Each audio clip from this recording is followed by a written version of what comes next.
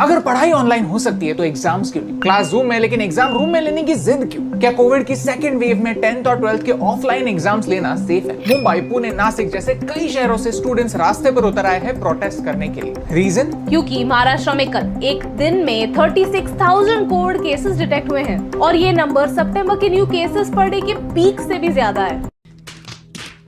जब पूरे भारत में सिर्फ 100 केसेस थे तब हमने स्कूल कॉलेजेस बंद कर दिए थे, और अब जब सेकेंड वेव आ रही है तब हम ऑफलाइन एग्जाम्स लेने जा रहे हैं। ये वीडियो किसी को ब्लेम करने के लिए नहीं है, एक सोल्यूशन ओरिएंटेड डिस्कशन करने के लिए है और स्टूडेंट्स की आवाज अथॉरिटीज, टीचर्स और पेरेंट्स तक पहुंचाने के लिए। अगर आपको ये वीडियो सेंसिबल लगता है तो इसे और लोगों तक पहुंचाने में हमारी हेल्प कीजिए। भारत के लिए इंपॉर्टेंट टॉपिक्स को एक आसान भाषा में आपके सामने लाना हमारा मिशन है। हमें सपोर्ट करने के लिए हमारे YouTube चैनल को सब्सक्राइब कीजिए और इस बेल आइकॉन को प्रेस कीजिए। एक साल रिवाइंड करते हैं। पिछले साल अराउंड इसी टाइम पर हमें ये रियलाइज हुआ कि कोविड कितना सीरियस हो सकता है। देश भर में लॉकडाउन हुआ और इसी वजह से हमें एक माइग्रेंट क्राइसिस और एक इकोनॉमिक क्राइसिस भी सफर करना पड़ा। उस समय जब 1-2 हजार केसेस हर दिन आ रहे थे तब अथॉरिटीज ने यह डिसीजन लिया कि एग्जाम्स पोस्टपोन होने चाहिए। स्कूल और कॉलेजेस में जाना और क्राउडेड प्लेसेस पर इकट्ठा होना सेफ नहीं और लेक्चर्स भी ऑनलाइन होने लगे। क्या हम इतने बड़े लेवल पर ऑनलाइन लेक्चर्स लेने के लिए रेडी थे? नहीं। क्या सारे टीचर्स के पास सिखाने के लिए और स्टूडेंट्स के पास सीखने के लिए टूल्स थे? नहीं। लेकिन उस समय हमने हेल्थ को एजुकेशन से ज्यादा इंपॉर्टेंस दिया, जो कि शायद उस समय के लिए सही डिसीजन था। लेकिन इसी डिसीजन ने कुछ प्रैक्टिकल प्रॉब्लम्स भी क्रिएट किए।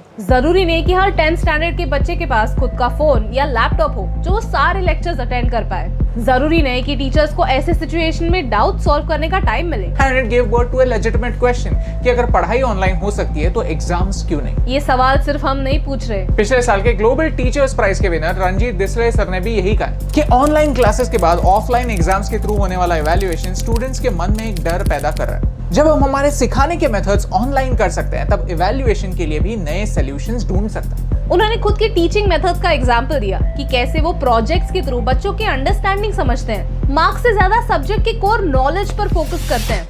यूके का भी हाल कोविड की वजह से काफी बुरा था, तो उन्होंने डिक्लेयर कर दिया कि इस साल एग्जाम्स पुराने तरीकों से लेना काफी अनफेयर होगा। लेकिन स्टूडेंट के एजुकेशन में गैप ना आए इसलिए उन्होंने असेसमेंट के तरीके बदले। इस एक्स्ट्रॉर्डिनरी टाइम के लिए उन्होंने इंटरनल असेसमेंट का रास्ता चुना। इनफैक्ट तमिलनाडु में भी 10th और 11th स्टैंडर्ड के एग्जाम्स कैंसिल कर दिए गए। इंटरनल असेसमेंट के बेसिस पर बच्चों को इवैल्यूएट किया गया। अथॉरिटीज कहते हैं कि ऑनलाइन एग्जाम्स लेना पॉसिबल नहीं क्योंकि हर स्टूडेंट के पास मोबाइल या लैपटॉप नहीं होता।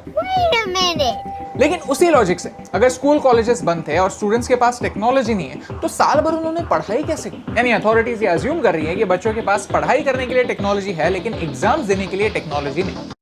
हमें ये सोचने की जरूरत नहीं कि इम्पॉसिबल क्या है, वो हम सबको पता है, लेकिन हमें ये सोचने की जरूरत है कि नेसेसरी क्या है। दिनेश सर एक रेप्यूटेड टीचर हैं जिन्होंने मुद्दे को डीप में जाकर पढ़ा है।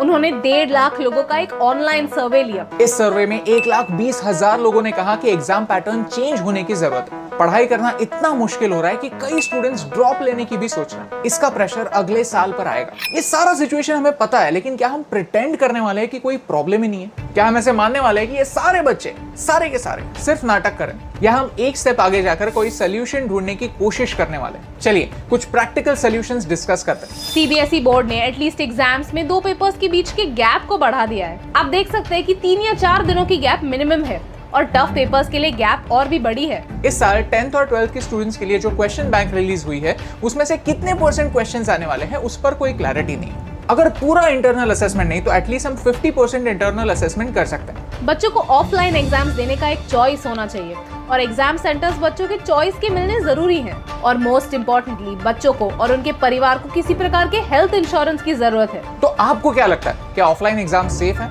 Tell us in the comments below. Ideally हमें एक मिक्स मेथड से, ऑनलाइन और ऑफलाइन दोनों मेथड से एग्जाम लेने की जरूरत है क्योंकि हर स्टूडेंट के प्रॉब्लम्स अलग हैं। कोविड हमारे लाइफ का एक हिस्सा बन गया है। एक के बाद एक अगर ऐसे वेव्स आते रहेंगे तो हमें प्रोएक्टिव बनना पड़ेगा। लॉन्ग टर्म में एग्जाम्स का एक परमानेंट सोल्यूशन ढूंढना ही पड़ेगा। इस रिसर्च पेपर में ऑनलाइन एग्जाम्स के चैलेंजेस और उन पर क्या सोल्यूशंस हो सकते हैं ये डिटेल में डिस्कस किया है। चीटिंग कैसे रोकी जा सकती है और टेक्नोलॉजी कैसे एक्सेसिबल बनाई जा सकती है, इस पर भी सोल्यूशंस डिस्कस हुए हैं। TCS आयन आर्टिफिशियल इंटेलिजेंस की मदद से कैंडिडेट्स को मॉनिटर कर सकता है, ब्राउजर लॉक कर सकता है और आई ट्रैकिंग की हेल्प से चीटिंग रोक सकता है। आई कैन अंडरस्टैंड कि इस एग्जाम के लिए सारी चीजें ऑनलाइन होना डिफिकल्ट होगा क्योंकि देर हो चुकी है। लेकिन क्या हम ये ऑप्शन इसलिए रिजेक्ट कर रहे हैं क्योंकि ये फीजिबल नहीं है या इसलिए क्योंकि हम कुछ नया ट्राई ही नहीं करना चाहते? ऑनलाइन एग्जाम्स ही हमारा फ्यूचर।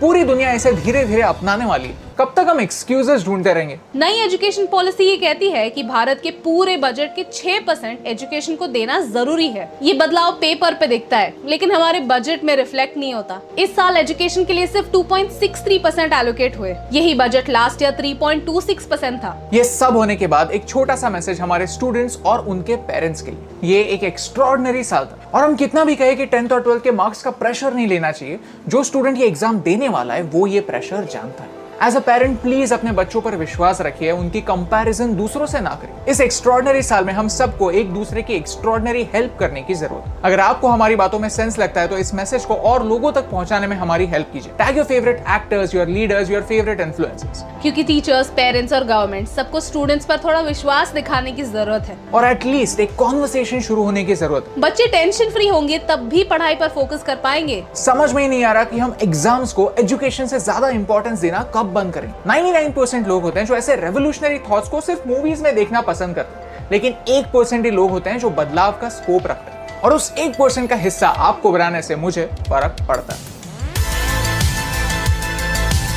हे एस्टीम, हम हमेशा सोचते थे कि मीडिया भारत के बारे में इतनी नेगेटिव क्यों, तो हमने एक पॉजिटिव सोल्यूशन बेस्ड अप्रोच अपनाया। अगर आपको ये वीडियो अच्छा लगा तो लाइक बटन प्रेस कीजिए। अगर आप यहाँ पर नए हैं तो यहाँ पर क्लिक करके सब्सक्राइब कीजिए, और नए वीडियोस के अपडेट्स मिलने के लिए बेल आइकन को प्रेस कीजिए। और ऐसे ही और पॉजिटिव वीडियोस देखने के लिए यहाँ पर क्लिक कीजिए, क्योंकि आपके सपोर्ट से मुझे फर्क पड़ता है।